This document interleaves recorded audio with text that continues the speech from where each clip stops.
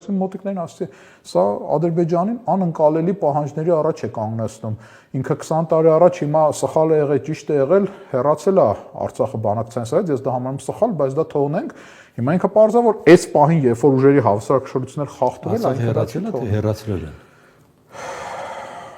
Ցավոք, իմ կարծիքով Հայաստանի Հանրապետության երկրորդ նախագահի կողմից կատարվեց կոպիտ սխալ, սա իմ կարծիքն է։ Նախաձեռնությունը իրենն է կամարում, հա, Արցախին։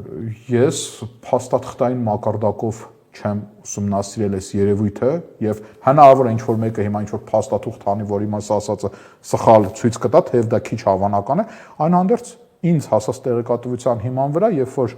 Ռոբերտ Քոչարյանը Արցախի հանրապետությունից տեղափոխվեց Հայաստանի Հանրապետություն եւ հետագայում Լևոն Տեր-Պետրոսյանի հրաժարականից հետո դարձավ Հայաստանի Հանրապետության նախագահ,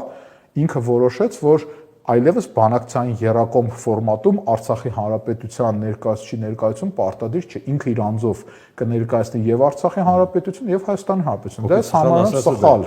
Դա ես համարում եմ սխալ, որովհետեւ այո, այդ պահին քո անձը միավորում էր, թեև իրավաբանորեն չէր միավորում եւ նույնիսկ տեղ խնդիր կար, իրավաբանորեն չի միավորում, բայց քո անձը կփոխվի, չէ, եւ փոխվեց 2008 թվականին։ Եվ Սերժ Սարգսյանի անձը այլևս չէր ներկայացնում, Նիկոլ Փաշինյանի անձը այլևս չէր ներկայացնում։